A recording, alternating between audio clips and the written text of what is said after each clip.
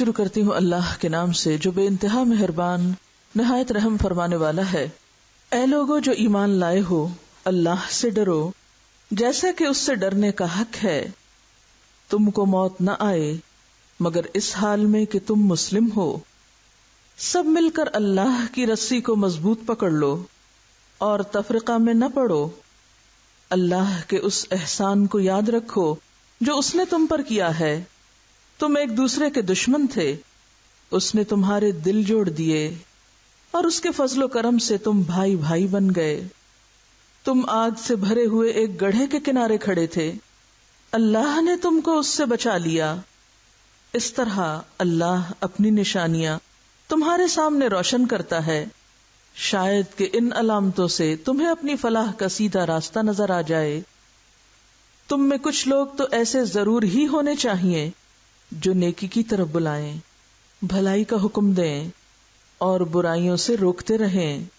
جو لوگ یہ کام کریں گے وہی فلاح پائیں گے۔ کہیں تم ان لوگوں کی طرح نہ ہو جانا جو فرقوں میں بٹ گئے اور کھلی کھلی واضح ہدایات پانے کے بعد پھر اختلافات میں مبتلا ہوئے۔ جنہوں نے یہ روش اختیار کی وہ اس روز سخت سزا پائیں گے، جبکہ کچھ لوگ سرخ رو ہوں گے اور کچھ لوگوں کا منہ کالا ہوگا۔ جن کا منہ کالا ہوگا ان سے کہا جائے گا کہ نعمت ایمان پانے کے بعد بھی تم نے کافرانہ رویہ اختیار کیا۔ اچھا تو اب اس کفران نعمت کے صلے میں عذاب کا مزہ چکھو۔ رہے وہ لوگ جن کے چہرے روشن ہوں گے تو ان کو اللہ کے دامن رحمت میں جگہ ملے گی اور ہمیشہ وہ اسی حالت میں رہیں گے۔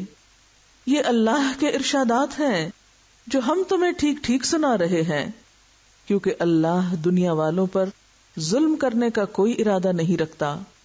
زمین اور آسمانوں کی ساری چیزوں کا مالک اللہ ہے اور سارے معاملات اللہ ہی کے حضور پیش ہوتے ہیں۔ اب دنیا میں وہ بہترین گروہ تم ہو جسے انسانوں کی ہدایت اور اصلاح کے لیے میدان میں لایا گیا ہے۔ تم نیکی کا حکم دیتے ہو، بدی سے روکتے ہو اور اللہ پر ایمان رکھتے ہو۔ یہ اہل کتاب ایمان لاتے تو انہی کے حق میں بہتر تھا، اگرچہ ان میں کچھ لوگ ایماندار بھی پائے جاتے ہیں، مگر ان کے بیشتر افراد یا ایھا الذین آمنوا، اے لوگو جو ایمان لا چکے ہو، اللہ کو اپنا رب مان لیا ہے۔ ایمان کا یہ دعویٰ صرف زبانی طور پر کرنا ہی کافی نہیں، اس کا تقاضا بھی پورا کرنا ہے۔ اور وہ تقاضا کیا ہے؟ اتقوا اللہ، جس اللہ کو رب مانتے ہو اب اس سے ڈرو بھی، اس کا تقوی اختیار کرو۔ کیسا تقوی؟ حق تقاتہ، جیسے اس سے ڈرنے کا حق ہے، جیسا تقوی ہونا چاہیے۔ تقوی صرف بولنے کے لیے ایک لفظ نہیں، اس لفظ کے کچھ معنی اور تقاضے بھی ہیں۔ تقوی کے تقاضے پورے کرو۔ وَلَا تَمُوتُنَّ، اور تمہیں موت ہرگز نہ آئے، کبھی نہ مرنا اس حال میں، إِلَّا وَأَنْتُمْ مُسْلِمُونَ، مگر یہ کہ تم مسلمان ہو، فرما بردار ہو، اس کے آگے جھکے ہوئے ہو۔ ایمان کے بعد تقوی ضروری ہے۔ تقوی کیا ہے؟ تقوی نام ہے پرہیزگاری کا، کہ انسان دنیا میں احتیاط اور پرہیز کے ساتھ زندگی گزارے، اللہ سے ڈرتے ہوئے زندگی بسر کرے، اور اللہ سے ڈرتے ہوئے ہر اس کام سے، ہر اس بات سے، ہر اس چیز سے محتاط رہے، بچ کر رہے جو اللہ کو پسند نہ ہو، خواہ قول ہو یا فعل ہو یا سوچ ہو، حتیٰ کہ ذاتی عمل ہو یا لوگوں کے ساتھ معاملہ ہو، ہر معاملے میں اللہ کی طرف دھیان رہے کہ وہ دیکھ رہا ہے۔ صرف ظاہری طور پر ڈوز اور ڈونٹس کا ہی فکر نہ کرے، بلکہ ان کی روح کو بھی پہنچے، کسی حد تک پہنچنے سے پہلے ہی رک جائے کہ کہیں غلطی سے بھی حد کو نہ چھو لے۔ تو یا ایھا الذین آمنوا اتقوا اللہ حق تقاتہ، اے ایمان والو اللہ سے ڈرو، اللہ سے ڈر کر وہ کام چھوڑ دو، وہ رویے چھوڑ دو، وہ باتیں چھوڑ دو جو اللہ کو پسند نہیں۔ ہم سب جانتے ہیں کہ یہ دنیا امتحان کی دنیا ہے، ہر لمحے ہمیں آزمایا جا رہا ہے، اور سب سے بڑی آزمائش کیا ہے کہ ہم اپنے وقت کو استعمال کیسے کر رہے ہیں۔ صرف بات جائز اور ناجائز، حلال اور حرام ہی کی نہیں، اپنی ساری زندگی کے اوقات اور لمحات کے بہتر استعمال کی ہے یا بھرپور استعمال کی ہے، کہ ہم ان اوقات کو کتنا اور کیسے استعمال کر رہے ہیں۔ یعنی گناہ صرف یہ نہیں کہ آپ یہ سمجھیں کہ میں اس وقت جھوٹ نہیں بول رہی یا میں اس وقت کوئی غلط کام نہیں کر رہی تو میں ٹھیک ہوں، نہیں۔ اگر آپ جھوٹ نہیں بول رہے، غلط کام نہیں کوئی بھی کر رہے، اور آپ اس جرم کا ارتکاب کر رہے ہیں کہ کچھ بھی نہیں کر رہے، محض سستی سے کام لے رہے ہیں، محض لیٹے ہوئے ہیں، ایک غفلت کی زندگی بسر کر رہے ہیں، تو یہ بھی ایک قصور ہے، یہ بھی تقویٰ کے خلاف ہے۔ تو تقویٰ دراصل شعور کی اعلیٰ ترین کیفیت کا نام ہے، کہ جس میں انسان اتنا حساس ہو جائے، اپنی ذات کے معاملے میں نہیں، اللہ کے معاملے میں، لوگوں کے معاملے میں اتنا حساس ہو جائے، اتنا سینسیٹیو ہو جائے کہ کہیں بھی وہ اللہ کی نافرمانی کا کام نہ کرے یا بندوں کو ستانے والا کام نہ کرے۔ اب دیکھیے کہ یہ جو ہمارا امتحان ہے وہ پھر اتنا بھی نہیں صرف کہ ہم وقت کیسے استعمال کر رہے ہیں، یہ زندگی کو کس طرح گزار رہے ہیں، اس میں جگہ جگہ مختلف رکاوٹیں، ناپسندیدہ چیزیں، ایسی چیزیں بکھری ہوئی ہیں کہ جو ہماری اچھی نیت، اچھی سوچ اور اچھے کاموں کے راستے میں رکاوٹ بن جاتی ہیں۔ یعنی آپ اپنے وقت کو بھرپور گزارنا چاہتے ہیں، آپ اپنی صلاحیتوں کو صحیح طور پر استعمال کرنا چاہتے ہیں، لیکن کیوں نہیں کر پاتے؟ اچھے ارادے کے باوجود، اچھی نیت کے باوجود، کیونکہ راستے میں کئی رکاوٹیں ہیں۔ آپ اچھے ہیں، آپ کی سوچ اچھی، آپ مثبت سوچ رہے ہیں، لیکن آپ کے سامنے ایسے لوگ موجود ہیں جو منفی طریقے سے سوچتے ہیں، جو اچھے نہیں۔ اب آپ الجھنا شروع کر دیں کہ مجھے راستہ دو، مجھے تو کام کرنا ہے۔ پھر اسی طرح آپ دیکھیں کہ جہاں آپ کو لوگوں کی منفی باتوں، منفی سوچوں، منفی رویوں سے واسطہ پڑتا ہے، وہاں بعض اوقات لوگوں کے غیر سنجیدہ رویے، نان سیریس ایٹیٹیوڈ، اور گھر میں یا گھر سے باہر ایک ایسے ماحول کا ہونا کہ جس میں کسی کو فکر ہی نہیں آخرت کی، آپ تنہا ہیں اس سوچ والے، اب یہ بھی ایک ناپسندیدہ صورت ہے۔ اب پھر آپ بھی بیٹھ جاتے ہیں کیونکہ سارا ماحول ایسا ہے، اس لیے میں کیا کروں۔ کہیں پر آپ ایسی سچویشن میں گرفتار ہو جاتے کہ دنیا کی کوئی چیز آپ کو اپنی طرف کھینچنے لگتی، آپ نکلے تھے ایک بڑے ہی اچھے جذبے سے، راستے میں کوئی ایسی چیز نظر آ گئی جس نے آپ کو اپنی طرف متوجہ کر لیا، وہ سارا مقصد اور ساری باتیں بھول گئے۔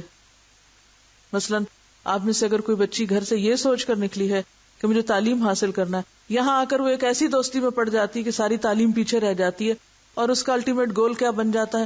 محض اپنی دوست کے پاس بیٹھی رہوں، اس کے ساتھ گپ شپ لگاتی رہوں اور اس کے ساتھ اچھا وقت میرا گزرے۔ تو کیا کیا اس نے؟ وہ ساری نیت اور جذبہ اور ساری قربانی وہ سب ختم ہو گئی، وہ الجھ گئی کسی اور چیز میں۔ اسی طرح بہت سے ایسے اسباب ہوتے ہیں جو بہت ہی ناخوشگوار ہوتے ہیں، لمحے لمحے پر آپ کو ناخوشگوار کیفیات سے دوچار ہونا پڑتا ہے۔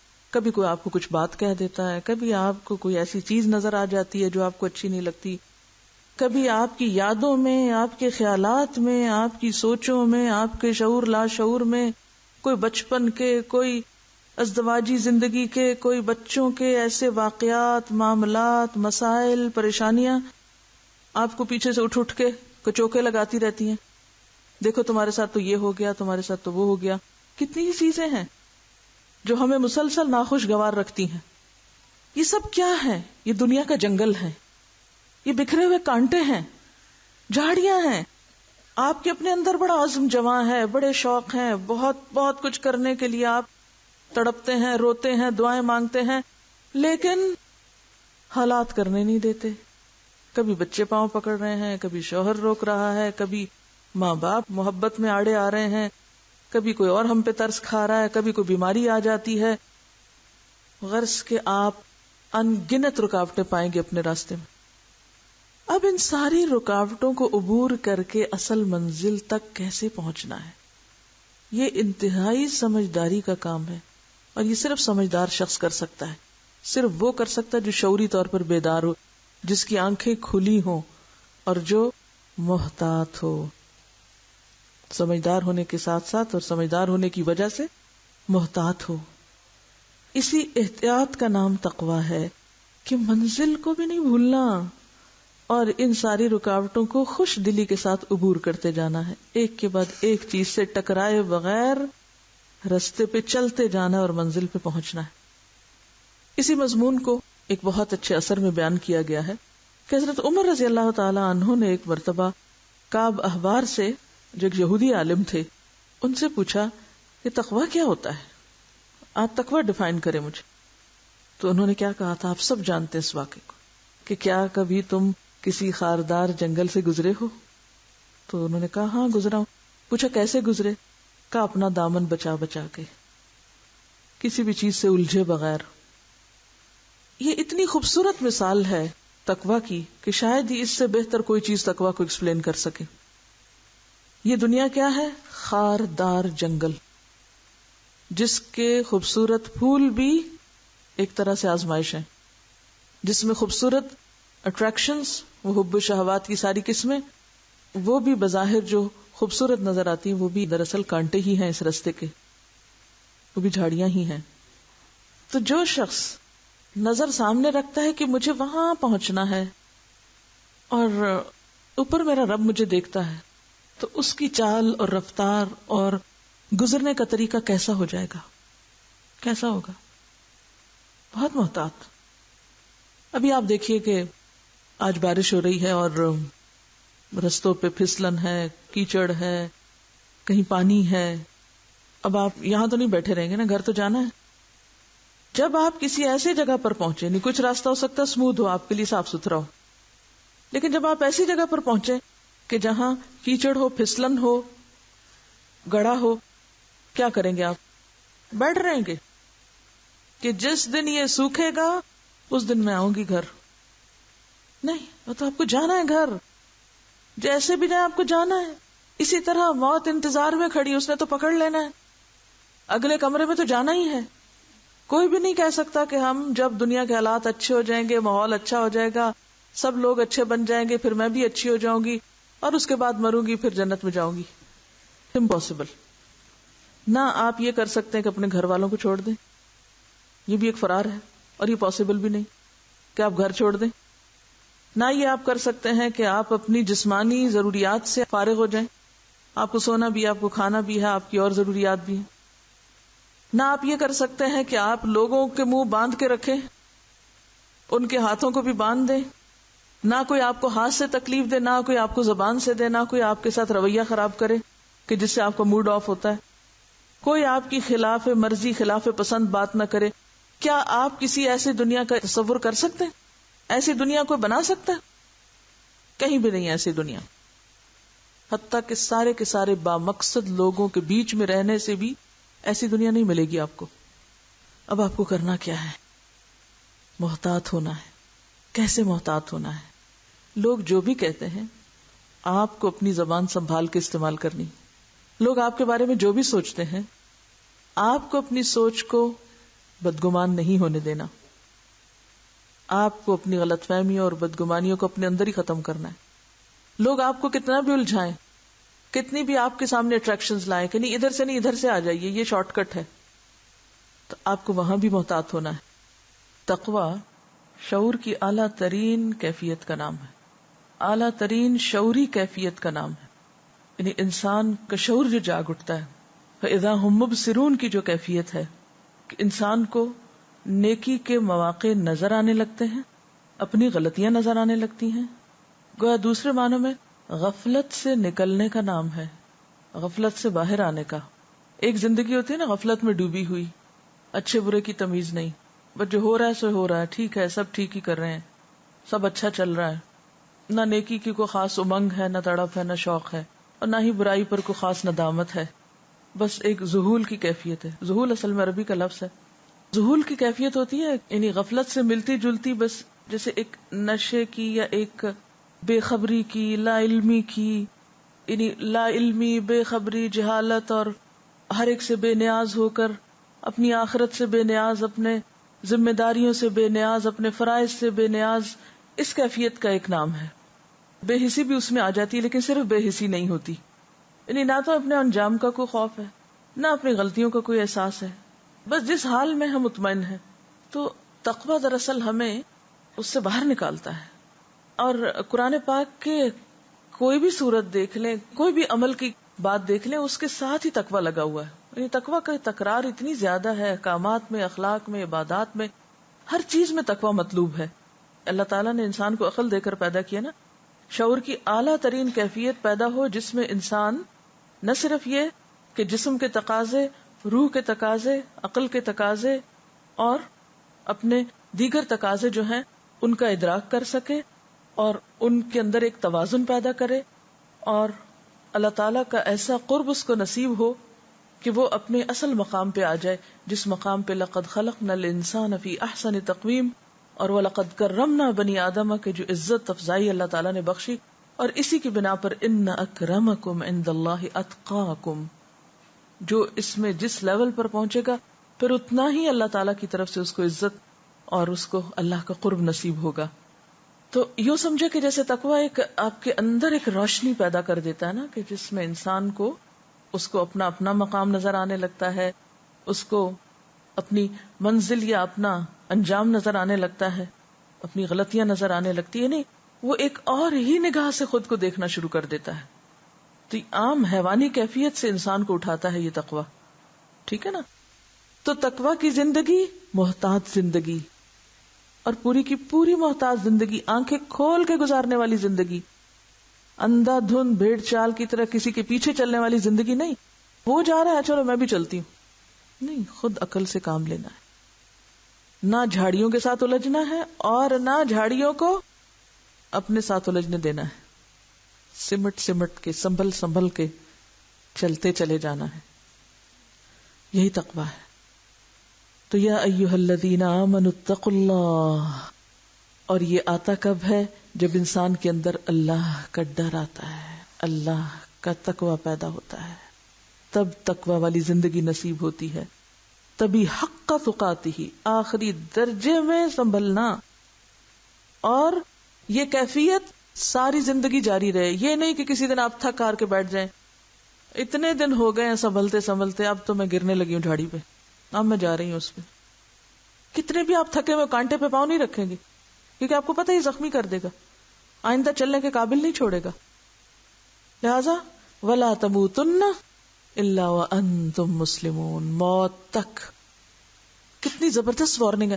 ہرگز نہ مرنا مگر یہ کہ تم فرما بردار ہو، اللہ سے ڈرنے والے ہو، اطاعت گزار ہو، تمہاری موت نافرمانی میں نہ آئے. کیوں؟ اس لیے کہ حدیث میں آتا نا کہ جیسی تمہاری زندگی ہوگی ویسی ہی تمہاری موت ہوگی، اور جس حال میں تم مرو گے اسی حال میں تم اٹھائے جاؤ گے. تو اگر موت اللہ کی نافرمانی میں آ گئی تو کیا ہوگا؟ اٹھو گے بھی تو اللہ کی نافرمانی میں نا، اور اللہ کی نافرمانی میں مر کے اللہ کو راضی تھوڑی کر سکتے. تو خاص طور پر اپنی عاقبت کی فکر. اس کے لیے کرنا کیا ہے؟ اس کے لیے آپ کو اجتماعی زندگی درکار ہے. یہ اتنا مشکل رستہ ہے، یہ اتنا مشکل امتحان ہے اس زندگی کا کہ آپ تنہا بچ ہی نہیں سکتے. تنہا بھیڑ کو تو بھیڑیا کھا ہی جائے گا، اکیلے نہیں چل سکتے. امپاسبل کہ آپ ساری دنیا چھوڑ کے گھر میں جا بیٹھے اور کہیں میں متقی بن کے زندگی گزارنے لگی ہوں، یہ نہیں ہو سکتا. اس کے لیے حل بتایا گیا ہے، وَاعْتَصِمُوا بِحَبْلِ اللَّهِ جَمِيعًا، قرآن پر جمع ہونا. کیونکہ آپ دیکھیے کہ اگر سڑک کے اوپر صرف آپ ہی محتاط ڈرائیور ہیں اور باقی لوگ اناڑی ہیں، آپ بچ سکتے؟ نہیں بچ سکتے. آپ کو ماحول چاہیے ہی چاہیے. اور اس کے لیے اگر آپ صرف خود اکیلے قرآن پڑھ رہے ہیں تو کافی نہیں، اگر صرف آپ کا تعلق قرآن کے ساتھ تو کافی نہیں. اس کے لیے دوسروں کو بھی اس رستے پر لانا اور سب کو اسی پر اکٹھا کرنا ہے، تب آپ کے لیے پاسبل ہوگا کہ آپ بھی اس رستے پر بچ کے چل سکیں. تو حکم کیا؟ وَاعْتَصِمُوا بِحَبْلِ اللَّهِ جَمِيعًا، سب مل کر اس پر متفق ہو جاؤ، قرآن کو مضبوط تھام لو. حبل اللہ کا معنی یہاں اللہ کی رسی، رسی سے مراد یہاں جیسے کہ حدیث میں آتا ہے کہ القرآن حبل اللہ المتین، قرآن ہی اللہ کی مضبوط رسی ہے جس کا ایک سرا آپ کے ہاتھ میں اور ایک سرا اللہ کے پاس. اللہ سے جڑنے کے لیے اللہ سے مضبوط تعلق اور سہارا. پھر پھسلن والے رستے کو سامنے لے آئیے. تو آپ جب پھسلنے والے رستے سے گزرتے ہیں تو کیا کرتے ہیں؟ فوراً دوسرے کو پکڑ لیتے ہیں نا. کوئی اور ساتھ ہوتا ہے اس کو پکڑ لیتے ہیں، کوئی رسی پکڑ لیتے ہیں، کوئی جیسے وہ ہل کلائمبنگ کرتے ہیں تو کیا کرتے ہیں؟ رسی پکڑ پکڑ کے اوپر چڑھتے ہیں نا. تو ایک رسی یا ایک سہارا یا ایک سینٹر آپ کو چاہیے کہ جس سے آپ جڑے ہوئے ہوں، جس سے آپ کو مسلسل انرجی ملتی رہے، فیول ملتا رہے. تو وَاعْتَصِمُوا بِحَبْلِ اللَّهِ جَمِيعًا. اب آپ کو سہارا چاہیے. اچھا، عام طور پر ہم مشکل راستوں پر، مشکلات میں، تکلیف دہ رستوں پر کس کو سہارا بناتے ہیں؟ کس کا سہارا لینے کی کوشش کرتے ہیں؟ انسانوں کو. انسانوں پہ ڈیپینڈ کرنے لگتے ہیں، انسانوں کی طرف دیکھنے لگتے ہیں. پھسلنے والے کو آپ پکڑیں گے تو آپ کدھر جائیں گے؟ اکثر لوگ ایسے ہی پھسلتے ہیں نا. بہت سے لوگ جو ڈوبنے والوں کو بچانے لگتے ہیں وہ خود بھی ڈوب جاتے ہیں.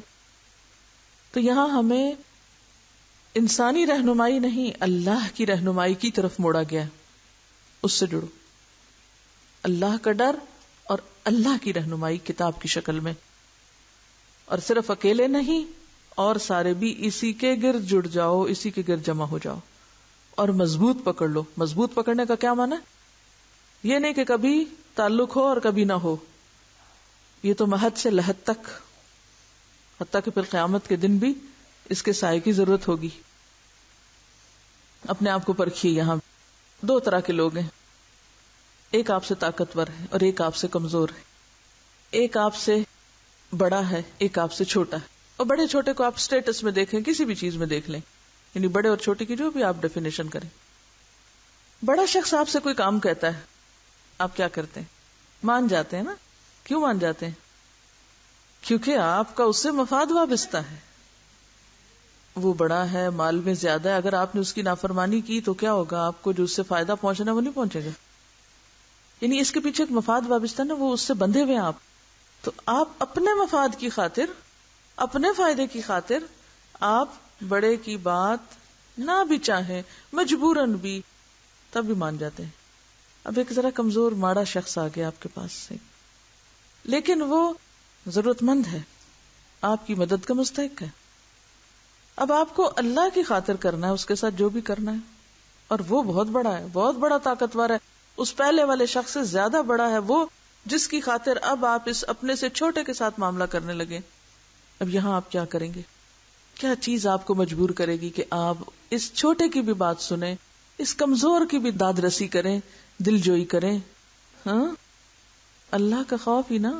اسی کا نام تو تقویٰ نا. آپ کتنی تفسیریں کر چکے ہیں، تقویٰ اللہ کے خوف کو کہتے ہیں. لیکن جب عملی زندگی ہوتی ہے تو وہ خوف کہاں چلا جاتا ہے؟ یہ کوئی نہیں جانتا، کسی کو نہیں پتا. آپ اکیلے ہیں، ایک شخص کے ساتھ معاملہ کرتے ہیں. مطلب آپ ایک دفتر میں بیٹھے ہوئے، ایک شخص آتا ہے، آپ سے کچھ کہتا ہے، آپ یس سر کر کے جواب دیتے ہیں، وہ چلا جاتا ہے، ایک دوسرا آ جاتا ہے، آپ اس کو بےزتی کر کے نکال دیتے ہیں. کہاں ہے تقویٰ آپ کا؟ کس چیز کا فرق ہوا؟ تقویٰ تو کوئی نہ ہوا. اگر تقویٰ ہوتا تو آپ یہاں انصاف سے کام لیتے، عدل سے کام لیتے. ٹھیک ہے، کسی عمر میں بڑے یا کسی حیثیت رتبے میں بڑے شخص جس کو اللہ نے ایک مقام دیا، اس کو عزت دینا آپ کا فرض ہے. لیکن اس عزت دینے کا مطلب یہ نہیں کہ جو آپ سے کم ہے یا کمزور ہے یا چھوٹا ہے اس کو آپ اگنور کر دیں. اس چیز کو تو اللہ تعالیٰ نے اپنے رسول کے لیے پسند نہیں کیا. عبس وتولی ان جاءہ الاعمی.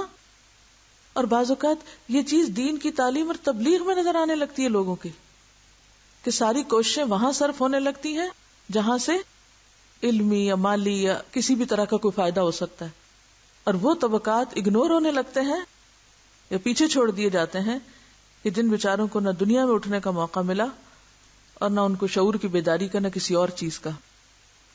تو تقویٰ کا تقاضا کیا ہے؟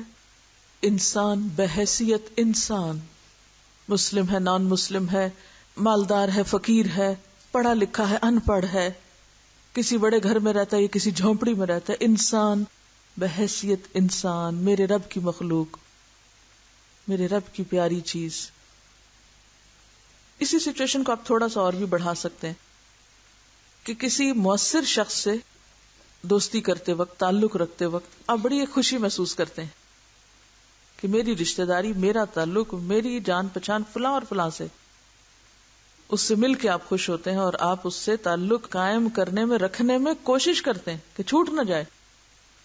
اس کے برعکس ایک دوسرا شخص جس سے تعلق رکھ کے نہ آپ کو عزت ملتی ہے نہ شہرت ملتی ہے، اس کی ضروریات کا خیال رکھنا یا اس کی طرف نظر رکھنا، یا اگر وہ خون کے رشتے میں ہے یا کسی بھی اور تعلق میں ہے تو اس سے تعلق نہ توڑنا، چاہے وہ حیثیت میں ہم سے کم ہے. کیا سوچ کر؟ جیسے حضرت ابوبکر صدیق رضی اللہ تعالیٰ عنہ کیا کرتے تھے، جب وہ غلام آزاد کر رہے تھے تو بالکل مجبور، بے کس، بے سہارا قسم کے لوگوں کو آزاد کراتے تھے. تو ان کے والد نے ایک دن کہا، ابو قحافہ نے، کہ ابوبکر میں تمہیں دیکھتا ہوں کہ تم اپنے مال کو ایسے لوگوں پہ لگا رہے ہو جو تمہیں کوئی فائدہ نہیں پہنچا سکتے. اس کے برعکس تم اگر نوجوان اور طاقتور لوگوں کو آزاد کراؤ گے تو کل تمہارے کام آئیں گے. کہنے لگے، بابا جان نہیں، اصل بات یہ کہ میں یہ سب کچھ اپنے رب سے جزا لینے کے لیے کر رہا ہوں، میں اس لیے نہیں ان کو آزاد کر رہا کہ یہ پلٹ کے میرے کام آئے. تو اس پر اللہ تعالیٰ نے قرآن پاک میں کیا آیت اتاری تھی؟ الا ابتغاء وجه ربه الاعلى ولسوف يرضى، ولسوف يرضى، کہ وہ تو بس چاہتا ہے اپنے رب اعلیٰ کی رضا کو اور رب بھی ضرور راضی ہو جائے گا اس سے. اس کو کیا کہیں گے؟ یہاں کیا چیز ہے جو کسی بھی مصلحت، فائدے، غرض سے خالی کر کے آپ کو نیکی کرنے پہ مجبور کر رہی ہے؟ اللہ کا تقویٰ کہ اللہ جو دیکھتا ہے وہ جزا دے گا. میں کسی انسان پہ اس لیے احسان کروں کہ اس انسان سے جزا لوں، اس سے بدلہ لوں؟ میں نے کتنے گھاٹے کا سودا کیا، کتنے نقصان کا سودا ہے. آپ نے ایک نیکی کی تاکہ اللہ سے جزا لیں، اور آپ نے نیکی کی تاکہ آپ اس انسان سے جزا لیں، اس سے شکریہ لیں. کیا کیا آپ نے؟ اب دو لوگ لے لیجئے، ایک شخص ہے وہ اللہ تعالی سے جزا کی خاطر نیکی کرتا ہے، وہ یہ نہیں دیکھتا کہ اس کا مجھے دنیا میں کیا ریٹرن ملنے والا ہے. اور ایک یہ ہے کہ جو انسان سے بدلہ لینے کی خاطر اس سے کسی قسم کا ڈائریکٹ یا انڈائریکٹ فائدہ حاصل کرنے کی خاطر نیکی کر رہا ہے. کس نے نفع کا سودا کیا اور کس نے گھاٹے کا سودا کیا؟ جس نے اللہ سے سودا کیا، جس نے اللہ کی خاطر کام کیا، الا ابتغاء وجہ ربہ الاعلی کام کیا، اور دوسرا جس نے انسانوں سے کوئی فائدہ حاصل کرنے کے لیے کام کیا، اس نے بڑا ہی سخت نقصان کیا اپنا، کیونکہ انسان تو خود محتاج ہے، وہ کسی کو کیا دے سکتا ہے. اسی لیے ہماری نیکی عام نہیں ہوتی، نیکی پھیلتی نہیں ہے، نیکی کے اثرات دور تک جاتے ہی نہیں ہے، کیونکہ ہم محدود فائدوں کی خاطر نیکی کر رہے ہوتے ہیں، ہم لامحدود کی خاطر کرتے ہی نہیں ہیں. نتیجہ بھی تو ویسے ہی نکلے گا نا. آپ صلی اللہ علیہ وسلم نے غزوہ حنین کے موقع پر ایک شخص کو وادی بھر بکریاں دے ڈالی تھیں. وہ جو عرابی آپ کو چمٹ گئے تھے ان کو آپ نے دے دیا تھا، حالانکہ وہ اتنے حقدار نہیں تھے. کیوں؟ دین کی خاطر. لوگوں کو دین میں داخل کرنا تھا، لوگوں کی بھلائی تھی، اس میں آپ کی بھلائی تھوڑی تھی. لوگوں کو دین میں لانا تھا. وہ کون تھے؟ عرابی، بدو، وہ بہت مؤثر لوگ تھے، دیہاتی، اجڑ، گنوار، لیکن انڈائریکٹلی ان کا مسلمان ہونا بھی دین کے لیے ایک وزن رکھتا تھا. لیکن عام طور پر ہم ایسے مواقع پر ناسمجھ ہو جاتے ہیں. ہم وقتی فائدوں کو دیکھتے ہیں کہ یہاں کرنے سے مجھے واپس کیا ملے گا، اور بڑے فائدے کو بھول جاتے ہیں. تو یا ایھا الذین آمنوا اتقوا اللہ حق تقاتہ ولا تموتن الا وانتم مسلمون ولا تفرقوا، اور اے سارے پکڑنے والو آپس میں نہ لڑنا شروع کر دو، آپس میں مت تفرقہ کرو، آپس میں مت جھگڑو. جھگڑنے کا انجام دیکھا ہے نا، جو تم پہلے جھگڑا کرتے تھے. وَاذْكُرُوا نِعْمَتَ اللَّهِ عَلَيْكُمْ، یاد کرو اللہ کی اس نعمت کو جو تم پر ہے. کون سی نعمت ہے یہاں؟ نعمت سے مراد قرآن میں کس چیز کو نعمت کہا گیا ہے؟ اسلام. جی ہاں، اليوم اکملت لکم دینکم واتممت علیکم نعمتی ورضیت لکم الاسلام دینا. یہ کہتے ہیں قرآن کی تفسیر قرآن ہی سے، یعنی ایک آیت کی وضاحت دوسری آیت سے، ورنہ میں کہوں نعمت یہ ہے، آپ کہیں نعمت وہ ہے، تو اسی سے تو تفرقہ اٹھ جائے گا. تو اللہ کی رسی کو پکڑنے کا معنی یہی ہے کہ پھر مزید وضاحت قرآن سے اور اس کے بعد صاحب قرآن سے. وَاذْكُرُوا نِعْمَتَ اللَّهِ عَلَيْكُمْ، یاد کرو اللہ کی اس نعمت کو جو تم پر ہوئی، اذ کنتم اعداء، جب تم دشمن ہوا کرتے تھے. وہ اپنا دشمنی کا زمانہ یاد کرو. اہل عرب کو یاد کرایا جا رہا ہے کہ جب تم متفرق قبائل میں بٹے ہوئے تھے، فرقوں میں، ذاتوں میں، قبیلوں میں بٹے ہوئے تھے، اسلام کی نعمت ملنے پر تم اکٹھے ہوئے. فَأَلَّفَ بَيْنَ قُلُوبِكُمْ، اس نعمت کی وجہ سے اللہ نے تمہارے دلوں میں الفت اور محبت پیدا کر دی. جب سب کا مقصد ایک ہوا، سب کی قبلہ ایک ہوا، سب کی ڈائریکشن ایک ہوئی، تو اس راہ پہ چلنے والوں کے دل بھی باہم جڑ گئے. کیونکہ اصل اتفاق محض کسی مادی چیز کو پکڑنے کا نام نہیں، بلکہ دلوں کے جڑنے کا نام ہے. فَأَلَّفَ بَيْنَ قُلُوبِكُمْ فَأَصْبَحْتُمْ بِنِعْمَتِهِ إِخْوَانًا، تو تم اس کی نعمت کی وجہ سے، یعنی دین اسلام کی وجہ سے، مسلمان ہونے کی وجہ سے بھائی بھائی بن گئے. لہذا مرتے دم تک اس نعمت کو ایک تو تھام کے رکھنا، لا تموتن الا وانتم مسلمون، اور زندگی میں بھی اسی نعمت کی قدردانی کرنا. وَكُنْتُمْ عَلَى شَفَا حُفْرَةٍ مِّنَ النَّارِ، تم آگ کے گڑھے کے کنارے کھڑے تھے. یہ گڑھا کون سا گڑھا تھا؟ فرقہ واریت کا، یعنی فرقوں میں بٹے ہوئے تم آپس میں ایک دوسرے کو قتل کر رہے تھے، ایک دوسرے کو مار رہے تھے، ایک دوسرے کے دشمن بنے ہوئے تھے. اور اس جہالت میں، لا علمی میں اسلام سے ماقبل کے زمانے کو یاد کیجئے کہ کس طرح لوگ ایک دوسرے کے خون کے پیاسے تھے. قاتل اور مقتول دونوں آگ میں، اندھیرے میں گم، اسلام کی نعمت سے محروم، فی دلال مبین، امیین، کس طرف جا رہے تھے؟ آگ کے گڑھے کے کنارے. قریب تھا کہ گر پڑتے اس میں. فَأَنْقَذَكُم مِّنْهَا، اس نے تم کو اس سے بچا لیا، بچا کے تمہیں ایک نعمت دی. اب تم اس نعمت کو چھوڑ دو گے، اور اس نعمت کو چھوڑ کے پھر تم بچ سکو گے اس سے؟ نہیں. تو تقوی والی زندگی ممکن نہیں جب تک کہ ایک ماحول نہ ہو، سہارے نہ ہو، اور وہ ممکن نہیں جب تک کہ اسلام کی تعلیمات نہ ہو، اسلام کی روشنی نہ ہو، اسلام کی نعمت نہ ہو، ورنہ آپس میں ہی ٹکرا ٹکرا کے مرتے رہو گے. کذالک یبین اللہ لکم آیاتہ، اللہ اس طرح تمہارے لیے آیات کھول کھول کے بیان کرتا ہے. کیوں کھول کے بیان کرے؟ لعلکم، تاکہ تم کیا کرو؟ تہتدون، ہدایت پا جاؤ، تمہیں رستہ مل جائے. ہدایت کا لفظ پیچھے پڑ چکے. کیا ہوتا ہے ہدایت؟ اہدنا الصراط المستقیم، سیدھا راستہ، صرف دیکھنا نہیں، اس پہ چلنا اور منزل تک پہنچنا. یہی راستہ ہے جس سے تم اپنی منزل کو پالو گے.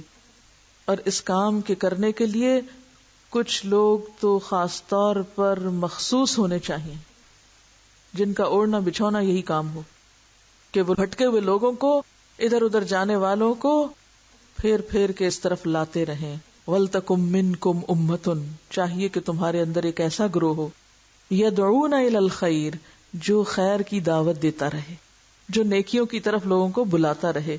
کیونکہ بھلوانے والی چیزیں بہت ہیں، نفس کی خواہشات بھلواتی ہیں، شیطان بھلواتا ہے، معاشرہ، بہت سے لوگ ہمیں اصل سے دور کرتے رہتے ہیں. تو اب کیا ضروری ہے کہ دور جانے والوں کو واپس لایا جائے. تمہارے اندر ہی ایک ایسا گروہ جو لوگوں کو واپس پھیرے. جیسے کسی بھی معاشرے کے اندر، کسی بھی سوسائٹی میں بیمار لوگوں کے لیے ہسپتال ضروری ہے، ڈاکٹر ضروری ہیں، اسی طرح روحانی بیماروں کے لیے بھی معاشرے کے اندر ایسے مسیحا ضروری ہیں کہ جو ان کو آگ کے گڑھے کے کنارے جانے سے روکیں اور پھیر کے اصل مرکز کی طرف جوڑیں، خیر کی طرف بلائیں. اور خیر سے مراد یہاں اللہ کی اطاعت کے کام ہیں. رسول اللہ صلی اللہ علیہ وسلم نے اس آیت کی تلاوت کر کے فرمایا کہ خیر سے مراد قرآن و حدیث کا اتباع ہے. پہلا کام یدون الی الخیر، آؤ اللہ رسول کی اطاعت کرو. وَيَأْمُرُونَ بِالْمَعْرُوفِ، اور نیکیوں کا حکم دیں، نیکیوں کا حکم دیں، معروف کی طرف بلائیں. رسول اللہ صلی اللہ علیہ وسلم نے فرمایا من رأى منکم منکرا فلیغیرہ بیدہ، جو تم میں سے برائی دیکھے اسے چاہیے کہ اپنے ہاتھ سے اس کو بدل دے، یعنی کوئی خرابی دیکھے تو اس کو صاف کرے، اس کی جگہ صحیح چیز لائے. فإن لم يستطع فبلسانہ، اگر ایسا نہ کر سکے تو زبان سے، یعنی کسی اور کو کہے کہ وہ کرے. فإن لم يستطع فبقلبہ، اور اگر ایسا نہیں تو دل میں اس کی قباحت محسوس کرے. وذالک اضعف الایمان، اور ایمان کا کمزور ترین حصہ ہے. یہ بالکل ایسے ہی نا کہ جیسے گھر میں آپ بیٹھی ہوتی ہیں تو دودھ گر گیا، آپ کیا کرتی ہیں؟ اٹھ کے جا کے کارپیٹ صاف کر دیتی ہیں، فرش صاف کر دیتی ہیں. بعض اوقات آپ خود مصروف ہیں کسی کام میں یا آپ اٹھ نہیں پا رہے تو آپ اپنے بچے کو یا کسی کو بھی خادم کو بلاتے ہیں، کہتے کہ یہ جگہ صاف کر دو، زبان سے کہہ دیا. اور اگر دودھ گرے، چولہے کا ستیا ناس ہو، دودھ اس پہ جلتا ہی چلا جائے اور صاحب خانہ کو اس کی کوئی بدبو نہ آئے، تو اس کا مطلب ہے کہ بے حس ہیں. تو اسی طرح معاشرے کے اندر اگر برائیاں پھیل رہی ہیں، تعفن پھیل رہا ہے، گندگی پھیل رہی ہے، اخلاقی خرابیاں عام ہیں، اور آپ ایمان والے ہوتے ہوئے شعور ہی نہیں رکھتے، آپ کو اس تعفن کی بو ہی نہیں آتی، تو پھر یہ ایمان کیسا ہے اندر؟ یہ تو کمزور ترین درجہ ہے ایمان کا. یعنی مومن کی پہچان کیا ہے؟ ایمان والے کی پہچان کیا ہے؟ کہ وہ برائی دیکھتے ہی اپنی کوشش میں لگ جاتا ہے کہ اس کو میں ٹھیک کروں. نہیں کر سکتا تو دوسروں کو توجہ دلاتا ہے، اور اگر وہ ایسا بھی نہیں کرتا تو پھر تیسرا درجہ تو آخری درجہ ہے ایمان کا. رسول اللہ صلی اللہ علیہ وسلم سے پوچھا گیا من خیر الناس، لوگوں میں سب سے اچھے کون ہیں؟ اچھے لوگ کون ہوتے ہیں؟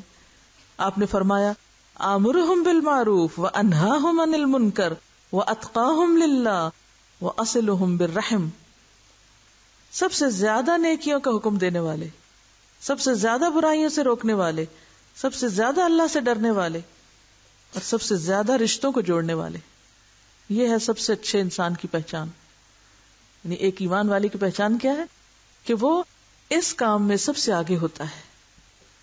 اور اگر کوئی ایسا نہیں کرتا تو آپ صلی اللہ علیہ وسلم نے فرمایا خدا کی قسم تم ضرور خیر کا حکم دو گے، برائیوں سے روکو گے، ورنہ انقریب اللہ تعالیٰ ایسا عذاب نازل فرمائے گا کہ تم دعائیں کرو گے اور وہ قبول ہی نہ ہوں گی. چونکہ امت مسلمہ نے ایک عرصے تک اس کام سے غفلت اختیار کی، لہذا گھر کے اندر بھی اور گھر سے باہر بھی ہر طرف فساد پھیل گیا. اور اب ہم چاہتے ہیں کہ یہ فساد صرف ہماری دعاؤں سے ٹھیک ہو جائے، تو یہ نہیں ہو سکتا. خدا نے آج تک اس قوم کی حالت نہیں بدلی، نہ ہو خیال جس کو آپ اپنی حالت بدلنے کا. اب تو قربانی کرنی پڑے گی، اب تو بڑے پیمانے پر اس معاملے کی اصلاح کرنی پڑے گی، تبھی اللہ کی رحمت آئے گی. تو یأمرون بالمعروف وینہون عن المنکر، اور وہ برائیوں سے روکنے والے ہوں. وَأُولَئِکَ هُمُ الْمُفْلِحُونَ، اور یہی لوگ ہیں کامیاب ہونے والے. پھر فرمایا وَلَا تَكُونُوا، اور نہ تم ہو، کیسے نہ ہو؟ کالذین، ان لوگوں کی طرح، یعنی پچھلی قوموں کی طرح، تفرقوا، جنہوں نے تفرقے بازی کی، واختلفوا، اور اختلاف کیا، من بعد ما جاءہم البینات، اس کے بعد کہ ان کے پاس کھلی نشانیاں آ گئی تھی، کتاب موجود تھی، واضح ہدایات موجود تھیں، لیکن ان کو چھوڑ کر انا پرستی کا شکار ہوئے اور باہم اختلاف میں پڑ گئے. حضرت معاویہ رضی اللہ تعالیٰ عنہ سے روایت ہے رسول اللہ صلی اللہ علیہ وسلم نے فرمایا تم سے پہلے اہل کتاب 72 فرقوں میں بٹ گئے اور یہ امت 73 فرقوں میں بٹ جائے گی، جن میں سے 72 جہنم میں اور ایک جنت میں جائے گا. صحابہ نے عرض کیا وہ نجات پانے والا فرقہ کون سا ہوگا؟ آپ نے فرمایا ما انا علیہ و اصحابی، جس پر میں اور میرے صحابہ ہیں. اہدنا الصراط المستقیم صراط الذین انعمت علیہم، انعام یافتہ گروہ، آپ کے ساتھیوں کا گروہ، یعنی آپ کی پیروی اور آپ کے صحابہ کرام کے طریقوں کی پیروی. ولا تکونوا کالذین تفرقوا واختلفوا من بعد ما جاءہم البینات واولئک لہم عذاب عظیم، ایسے لوگوں کے لیے عذاب عظیم ہے. تو اس سے یہ پتہ چلتا ہے کہ یدعون الی الخیر، یأمرون بالمعروف اور ینہون عن المنکر کا کام اس وقت رک جاتا ہے جب لوگ ایک دوسرے کو کاٹنے لگتے ہیں، جب آپس کے اختلافات بڑھ جاتے ہیں، جب اصل کتاب ہدایت کو پیچھے چھوڑ دیا جاتا ہے، جب ہر شخص اپنی منمانی باتیں اور فلسفے بگاڑنے لگتا ہے، جب وہ اللہ کی کتاب کے ذریعے لوگوں کو ہدایت دینے کی بجائے محض اپنے تخیلات کی بنا پر لوگوں کو خیر کی طرف بلاتا ہے. یہ خیر کا تصور اس کے ذہن میں کچھ اپنا ہی من گھڑت ہوتا ہے. تو جب تک ہم کسی بیماری سے شفا یاب ہونے کے لیے صحیح طریقہ علاج نہیں اختیار کریں گے، کیا نہیں ہوگا؟ شفا نہیں ہوگی. تو بہت سی کوششیں ناکام ہوتی چلی جائیں گی جب تک ہم نے اصل کو نہ پکڑا. اور وہ کیا ہے؟ تفرقہ بازی چھوڑ کر، باہمی اختلاف چھوڑ کر اصل کو پکڑ لینا، نہ کہ اس اصل کو اختلاف کا ذریعہ بنا لینا. کیونکہ یہاں اہل کتاب کی مشکل کیا بتائی گئی کہ ان کے پاس اللہ کی ہدایت موجود تھی پھر بھی اختلاف کرتے رہے. یعنی ایک اختلاف کیا ہے؟ لا علمی میں، لا علمی کا اختلاف، جہالت کا اختلاف. اور ایک اختلاف کیا ہے؟ جانتے بوجھتے ہوئے اختلاف. تو لا علمی میں تو اختلاف اس لیے ہوتا ہے کہ پتہ ہی نہیں، اور جانتے بوجھتے اختلاف کب ہوتا ہے؟ جب انسان اللہ کی بزرگی کو چھوڑ کر اپنی بزرگی کے شوق میں مبتلا ہو جاتا ہے، ایگوئسٹ ہو جاتا ہے، انا پرست ہو جاتا ہے، جب سیلف سینٹرڈ ہو جاتا ہے، صرف اپنی ذات کی خود نمائی کے شوق میں مبتلا ہو جاتا ہے. پہلے لوگوں کے لیے مفلحون فلاح تھی، اور ان لوگوں کے لیے عذاب و نظیم ہے. یہ کیا عذاب و نظیم ہے؟ یوم تبیض وجوہ. یہ اس دن پتا چلے گا جب لوگوں کی اصلیت سامنے آ جائے گی، اور ان کی اصلیت ان کے چہروں پہ آ جائے گی. کیسے؟ کچھ چہرے تو اس دن سفید ہوں گے، یعنی روشن ہوں گے، چمکدار ہوں گے. وہ تسود وجوہ، اور کچھ چہرے سیاہ ہوں گے. یہ فرق کس وجہ سے ہوگا؟ اعمال کی وجہ سے ہوگا. روشن چہرے کن کے ہوں گے؟ یدعون الی الخیر یامرون بالمعروف وینہون عن المنکر، صرف اللہ کی خاطر کرنے والوں کے. اور سیاہ چہرے کن کے؟ جن کے پاس ہدایت، دین، سمجھ سب کچھ آ جائے، اس کے بعد وہ اختلاف اور تفرقہ کریں. فاما الذین اسودت وجوہہم، تو سیاہ چہرے والوں سے پوچھا جائے گا اکفرتم بعد ایمانکم، ایمان لا کے تم نے کفر کیا؟ نعمت اسلام ملنے کے بعد تفرقے کا شکار ہو. یہاں کفر سے مراد کیا ہے؟ کس چیز کو کفر سے تعبیر کیا جائے؟ فرقہ واریت کو. آپ دیکھیں نا، اس آیت کو الگ سے نہیں، اس کو اس سے ریلیٹ کر کے پڑھیے.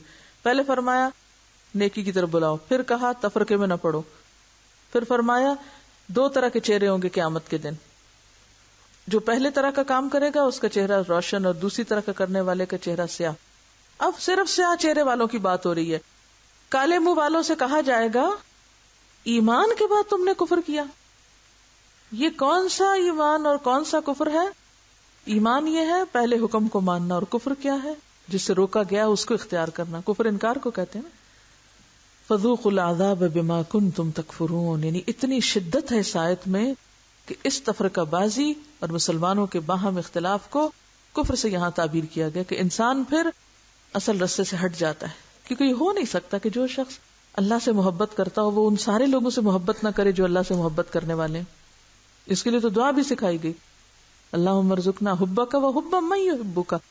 اللہ تیری محبت بھی چاہتی ہوں اور ہر اس بندے کی محبت چاہتی ہوں جو تجھ سے محبت کرتا ہو. اتفاق ہو گیا نا؟ یہ اتفاق پیدا کرنے والی دعا ہے نا. یہ تو نہیں ہو سکتا کہ اللہ تجھ سے تو محبت کرتی ہوں لیکن تیرے چاہنے والوں سے میں عداوت رکھتی ہوں. یہ دو مختلف اور متضاد چیزیں ہیں. اور پھر بتایا سفید چہرے کس کے؟ وَأَمَّا الَّذِينَ ابْيَضَّتْ وُجُوهُهُمْ فَفِي رَحْمَةِ اللَّهِ، جن کے چہرے روشن ہوں گے وہ اللہ کی رحمت میں ہوں گے. ہم فیہا خالدون، جس میں وہ ہمیشہ ہی رہیں گے. تلک آیات اللہ نتلوها علیک بالحق، یہ اللہ کی آیات ہیں جنہیں ہم آپ پر حق کے ساتھ پڑھیں، ٹھیک ٹھیک سنا رہے ہیں. وَمَا اللَّهُ يُرِيدُ ظُلْمًا لِلْعَالَمِينَ، اللہ لوگوں کے ساتھ ظلم کا ارادہ نہیں رکھتا، جہان والوں پہ ظلم نہیں کرنا چاہتا. ظلم کیا تھا؟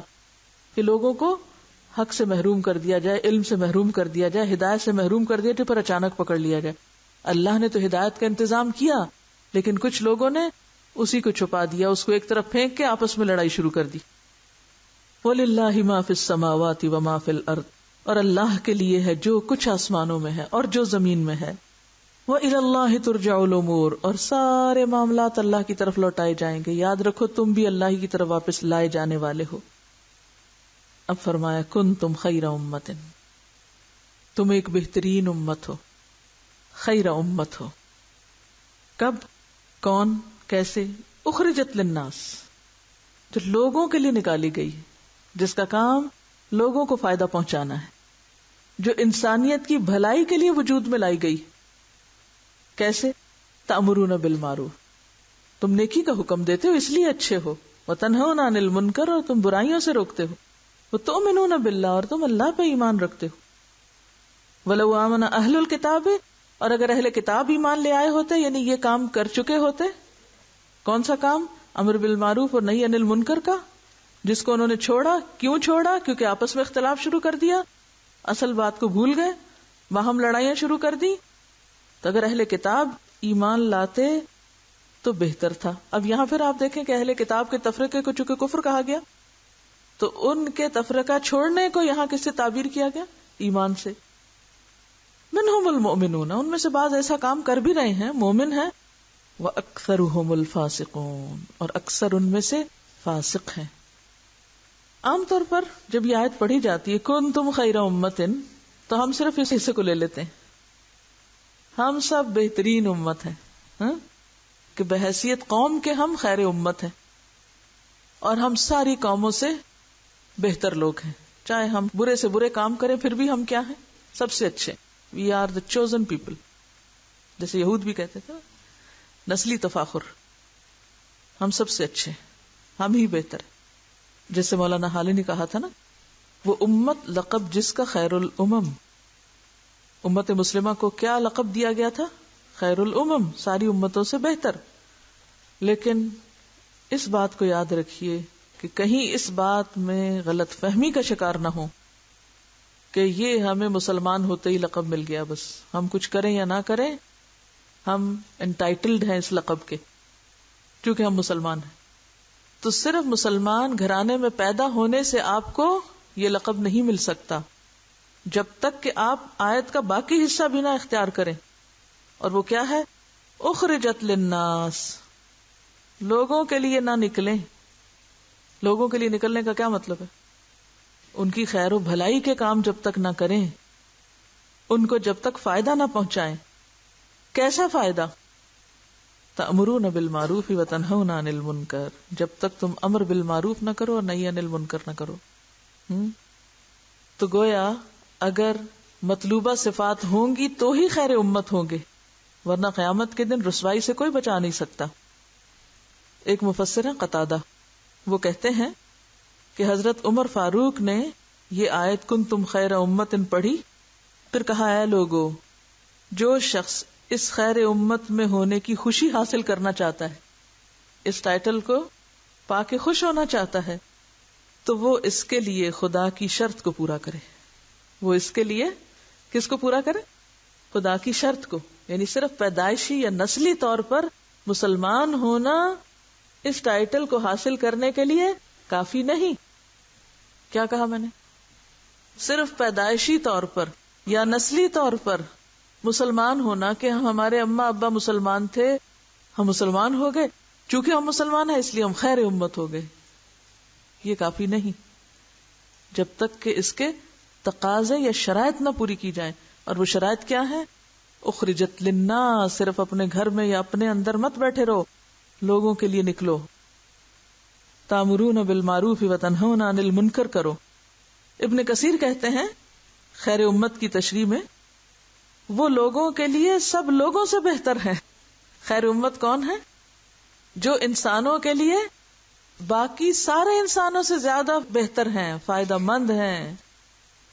اسی لیے جب کوئی ڈیزاسٹر ہوتا ہے دنیا میں یا کوئی مصیبت آتی ہے تو ہم سب سے پہلے پہنچتے ہیں. ایسا ہی ہے. کیا کریں، پہلے کیسے پہنچے؟ وسائل ہی نہیں ہے، عقل ہی نہیں ہے. ایسا ہی ہے. دنیا کے جتنے بھی ریسورسز ہیں ان میں سے آدھے مسلمانوں کے پاس، ایک بڑی تعداد ہے مسلمانوں کی، لیکن خیر کے کاموں میں کہاں، کس درجے پر؟ وہ پیچھے. بلکہ ہم تو یہ چاہتے ہیں ہمارا گھر بھی کوئی اور آ کے سنوار دے، کسی اور کے نظریات چرا لیں، کسی اور کے خیالات ہتھیا لیں، اور ہم نقالی میں اپنی اصلاح بھی کر لیں. تو خیر الامم کا لقب کس کے لیے ہے؟ ابن کثیر کہتے ہیں کہ وہ جو لوگوں کے لیے سب لوگوں سے بہتر ہیں، جو انسانوں کی ہمدردی میں سارے انسانوں سے بہتر ہیں. جو لوگوں کے لیے سب سے زیادہ نفع مند ہے. خیر امت کون ہے؟ جو لوگوں کے لیے سب سے زیادہ فائدہ مند ہے، نفع مند ہے. اب اس پر پرکھیے اپنے آپ کو کہ واقعی ہم سب سے زیادہ انسانوں کے خیر خواہ، ہمدرد اور ان کے لیے فائدہ مند ہیں کہ ان کو آخرت کے عذاب سے بچانے کے لیے تڑپ رہے ہیں کہ یا اللہ کوئی ایک بھی نہ جہنم میں جائے، اس دنیا میں بھی کوئی ایک بھوکا نہ رہ جائے، اس دنیا میں بھی کوئی ایک نہ پریشان حال ہو، اور آخرت میں بھی کوئی نہ سفر کرے، کوئی نہ مصیبت اٹھائے. کیا ہم واقعی انہی چیزوں میں تڑپتے اور غم کھاتے اور روتے ہیں اور پریشان ہوتے ہیں؟ ہمارے آنسو کبھی اس کام کے لیے بھی بہے ہیں؟ یہ صرف ہم اپنی ذات سے ہی فرصت نہیں پاتے. اور یاد رکھیے یہ کام اکیلے نہیں ہو سکتا. اگر آپ چاہیں نا کہ میں خیر امت بننے کے لیے امر بالمعروف بھی کروں گی، نہی عن المنکر بھی کروں گی، اور اکیلے ہی جا کے سارے ڈیزاسٹر سے نپٹوں گی، کر سکتے ہیں؟ اس کے لیے تیاری چاہیے، اس کے لیے اکٹھا ہونے کی ضرورت ہے. کسی بھی مصیبت اور آفت کے وقت دنیا میں دوسری قومیں کیوں پہنچ جاتی؟ اس لیے کہ ویل اکوپڈ ہیں، محنت کی ہے، کام کیا، پتا ہے کہ ملبے کے نیچے دبے ہوئے لوگوں کو نکالنا کیسے. ہمارے پاس کیا ہنر ہے؟ ہم کیا کرتے؟ ہم تو اپنی ضروریات پوری نہیں کرنے کے قابل، ہم تو اپنے شہر کے گٹر نہیں کھول سکتے، ہم تو اپنے ڈھیروں تلے دبے ہوئے انسانوں کو نہیں نکال سکتے، ہم دوسروں کی مدد کہاں سے کریں گے؟ لیکن اگر آپ یہ سمجھتے ہیں کہ انڈیویجولی اکیلے آپ خود سے سب بھاگ پڑیں اور یہ سب کام کر لیں، کبھی بھی نہیں ہو سکتا. اس لیے مین اور سینٹرل تھیم ان آیات کی کیا ہے؟ جمیعاً، اجتماعیت. ارکان خمسہ میں سے 5واں رکن کیا ہے؟ حج. حج کیا سکھاتا ہے؟ اجتماعیت، اتحاد. رنگ و نسل، زبان کے اور درجوں، اسٹیٹس، مراتب کے اختلاف کے باوجود اتحاد. وآخر دعوانا ان الحمد للہ رب العالمین. سبحانک اللہم وبحمدک، نشہد ان لا الہ الا انت، نستغفرک ونتوب الیک. السلام علیکم ورحمۃ اللہ وبرکاتہ.